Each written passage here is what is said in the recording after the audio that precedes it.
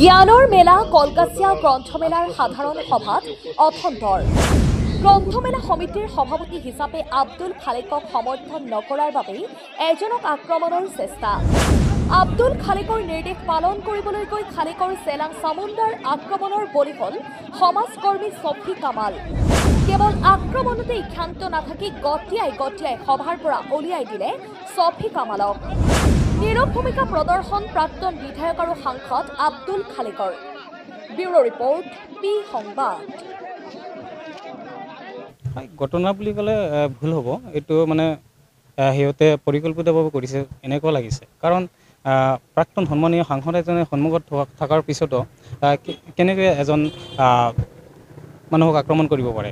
আটাইতকৈ ডাঙৰ কথা কি, এটা গ্ৰন্থমেলা পাতিছে, গ্ৰন্থমেলাত AGP BJP কংগ্ৰেছ যিমানখিনি মানুহ আছে, সৰ্বদলীয় সমগ্ৰ কলকাছিয়াবাসীৰ লগতে যিমানখিনি কলকাছিয়াৰ চাৰাউণ্ডিং এৰিয়াৰ মানুহ আছে, গোটেইখিনিকে সামৰি এইখন গ্ৰন্থমেলা পতা হয়। সেই গ্ৰন্থমেলাত কেৱল একনাট্যবাদী পাতিলে কিন্তু এইটো এটা গ্ৰন্থমেলা বুলি কোৱা নাযায়, খালেক গ্ৰন্থমেলা বুলি কোৱা যায়, খালেক গ্ৰন্থমেলা বুলি ক'ব পাৰি। মই আপোনালোকক এইখিনিয়ে ক'ম যে ধিক্কাৰ জনাইছোঁ এই সন্মানীয় প্ৰাক্তন সাংসদ ডাঙৰীয়াৰ সন্মুখত এই তেওঁলোকৰ যিমানখিনি ফ্ল'ৱাৰ্ছ আছিলে, সেই ফ্ল'ৱাৰ্ছবিলাকে তেওঁৰ ওপৰত আক্ৰমণ কৰাক মই তীব্ৰ গৰিহণা দিছোঁ। যাতে কলকাছিয়াত গ্ৰন্থমেলা পাতিবলৈ হ'লে আপুনি এনেকুৱাকৈ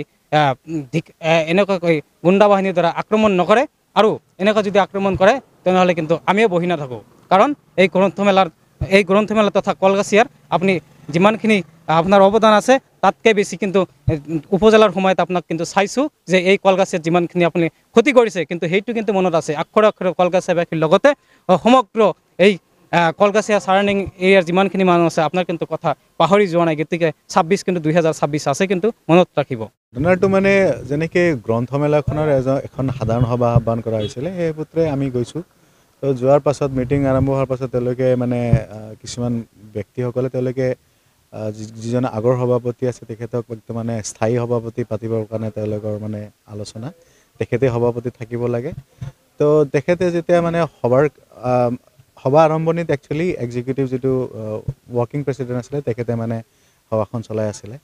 তো তাৰপিছত স্থায়ী সভাপতি মানে আব্দুল খালেক ডাঙৰীয়া তেখেত আহিলে। অহাৰ পাছত তেখেতে কৈছিলে যদি সভাপতিলৈ কোনো ধৰণৰ কাৰো দ্বিমত আছে, যদি বেলেগ কোনো সভাপতিৰ প্ৰস্তাৱ আছে তেতিয়াহ'লে দিব পাৰে।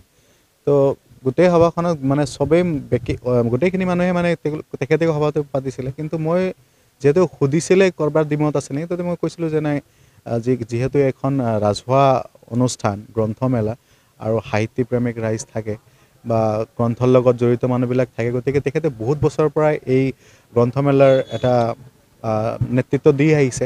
মই সেই কথা অস্বীকাৰ নকৰোঁ, তেখেতৰ অৱদান বহুতখিনি আছে। কিন্তু এজন মানুহ সদায় স্থায়ীভাৱে যে সভাপতি হৈ থাকিব লাগে সেইটো কথা নাই। গতিকে মই তাত এজন আমাৰ শ্ৰদ্ধাৰ শিক্ষাগুৰু আৰু সেইখন সভাৰ মানে ৱৰ্কিং প্ৰেচিডেণ্ট আবুবাকাৰ ছিদ্দিক ছাৰ, মানে নৱজ্যোতি কলেজৰ অৱসৰপ্ৰাপ্ত অধ্যাপক, তেখেতৰ নাম মই প্ৰস্তাৱ কৰিছিলোঁ। যদিও সেই প্ৰস্তাৱত কোনো ধৰণৰ সমৰ্থন নাছিলে, তাৰপাছত বাকীসকলে তেওঁলোকে মানে তেওঁলোকৰ নিজস্ব যুক্তি দিছিলে নে আগৰ সভাপতি থাকিব লাগে, আব্দুল খালেকে সভাপতি থাকিব লাগে। মই আৰু একো কোৱা নাছিলোঁ। গোটেই সদনে যিহেতু তেখেতক সমৰ্থন কৰিছিলে, ৰাইজে মানে তেখেতকে বিচাৰিছে, মই একো কোৱা নাছিলোঁ।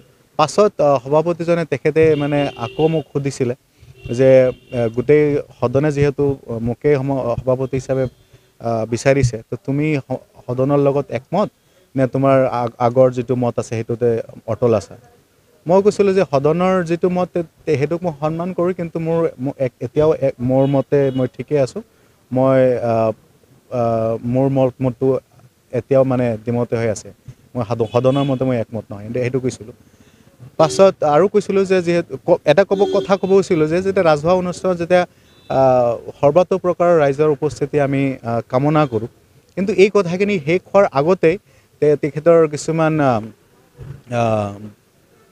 বাহিনী মোক বেয়াকৈ আক্ৰমণ কৰি মাৰপিট কৰিবলৈ আহে। তো সেই পৰিস্থিতিত কিছুমান মানুহে মোক তাৰ পৰা খালি কোনোমতে লাহেকৈ তাৰ পৰা ওলাই দিয়ে। এইখিনি ঘটনা। পিছলৈ মানে বস্তুটো হ'ল যে মানে তেওঁলোকৰ আব্দুল খালেকৰ কিছুমান ভক্ত সেইসকলে মোক বেয়াকৈ আক্ৰমণ কৰিবলৈ আহিছিলে, মোক গতিয়াই দিছে, মানে তাৰ পৰা ধাক্কা মাৰি দিছে। তো মোৰ বন্ধুও হয় কেইজনমান ব্যক্তি, কিন্তু নাজানো কিহৰ কাৰণে তেওঁলোকৰ ৰাজনীতিক কিবা থাকিব পাৰে। কিন্তু এনেকুৱা পৰিস্থিতি এটা হ'ব নালাগিছিলে, যে যিহেতু ৰাজহুৱা অনুষ্ঠান চবৰে গণতান্ত্ৰিক অধিকাৰ আছে কথা কোৱাৰ, কিন্তু মোৰ যেনেকুৱা বোধ হ'ল যে সেই বস্তুটো কোনো ৰাজহুৱা অনুষ্ঠান বা যেনেকৈ গ্ৰন্থমেলাখন সদায় শান্তিপ্ৰিয় সভ্য আৰু সাহিত্যিক মনোভাৱৰ মানুহখিনি উপস্থিত থকাটো দৰকাৰ, আৰু তেওঁলোকে হয়তো মানে ইমানখিনি সহনশীল হ'ব লাগে, যেনেকৈ কোনোবাই ডিমত থাকিব পাৰে সভাপতিক লৈ। এইটোতো ৰাজহুৱা কোনো মানে এইটো কোনো ৰাজনৈতিক কোনো দল নহয়, এইটো ৰাজহুৱা অনুষ্ঠানহে, সভা মানে গ্ৰন্থমেলা এখন। তাত সভাপতিক লৈ ইমান এটা কাজিয়াটো হ'ব নালাগে যে এক পক্ষ দুই পক্ষক মানে আক্ৰমণ কৰিব, এনেকুৱা হ'ব নালাগে। ইমানখিনিতো সহনশীল হ'ব লাগে, বা অকণমান সভ্য প্ৰকৃতিৰ বা শান্তিপ্ৰিয় মানুহ হ'ব লাগে বিশেষকৈ। কিন্তু তাত দেখা গ'ল বেছি সংখ্যক মানুহে এটা গুণ্ডা বাহিনীৰ নিচিনা তেওঁলোকে মানে মোক আক্ৰমণ কৰিলে, আৰু গোটেইখিনি মানুহে সেই আব্দুল খালেকৰ ভক্ত, মানে তেওঁলোকৰ খাচ মানুহখিনিয়ে মোক এনেকৈ আক্ৰমণ কৰিছে। মই চাওক, এইটো লৈ আইনী ব্যৱস্থাটো গ্ৰহণ নকৰিম, কিন্তু গোটেই বস্তুটোক মই ধিক্কাৰ জনাইছোঁ, কাৰণ এনেকুৱা মন মানসিকতা লৈ, এনেকুৱা গুণ্ডা মনোবৃত্তিৰ মানুহ লৈ কেনে এখন গ্ৰন্থমেলাৰ নিচিনা এখন পবিত্ৰ অনুষ্ঠান কেতিয়াও সম্ভৱ নহয়। গ্ৰন্থমেলাখন এটা খুবেই মানে শান্তিপ্ৰিয় মানুহৰ দ্বাৰা হ'ব লাগে, আৰু সভ্য সাহিত্যিক মনোভাৱৰ মানুহ থাকিলে সেই অনুষ্ঠানটোৰ বেছি সাফল্য হয়। গতিকে এনেকুৱা মনোবৃত্তিৰ মানুহ যে কথাৰ ডিমত হ'লেই আপোনালোকে গোটেই ফুটেজখন চাব পাৰে। মই যদি তাত কোনো ধৰণৰ অসভ্যালি বা কোনো ধৰণৰ বেয়া আচৰণ কৰিছোঁ, মই একদম শান্তিপূৰ্ণভাৱে মোৰ কথাখিনি ৰাখিবলৈ যত্ন কৰিছিলোঁ, আৰু তেখেতে সভাপতিয়ে মোক বিচৰাৰ কাৰণেহে মই দ্বিতীয়বাৰ মানে মন্তব্য দিব বিচাৰিছিলোঁ। প্ৰথমে মই প্ৰস্তাৱ কৰিছিলোঁ এজন মানুহৰ নাম, তাৰপিছত যেতিয়া সদনে গোটেই মানুহখিনিয়ে তেখেতকে সভাপতি বিচাৰিছে, মই একো কোৱা নাছিলোঁ। কিন্তু পাছ মুহূৰ্তত সভাপতিজনেই মোক দ্বিতীয়বাৰ সুধিছিলে যে সদনৰ মতে তুমি একমত নে তোমাৰ মতে ঠিক আছে। মই কৈছোঁ মোৰ মতে ঠিক আছে। সদনে হ'ব পাৰে, মেজৰিটি মাষ্ট বি গ্ৰাণ্টেড, আপোনালোকে সভাপতি দেখাওক, কিন্তু মোৰ যিটো মত আছিলে মই সেই মতত মই অটল আছোঁ। মোৰ সদনৰ মতে একমত নহয়। তেখেতে মইতো লক্ষ্য কৰা নাই, কিন্তু তেখেতৰ পৰা কোনো ধৰণৰ মানে কাৰোবাক মানে ৰখিবলৈ কিন্তু কোৱা নাই তেখেতে, কিন্তু একো মাত দিয়া নাই। তেনেকুৱা পৰিস্থিতি এটা হৈ আছিলে, তো হৈয়ে থাকিল। মোৰ গাড়ী চাবিখনো তাতে পৰি আছিলে, কোনোবা মোৰ বন্ধু এজনে পাছত আহি কিনে দি থৈ গৈছে।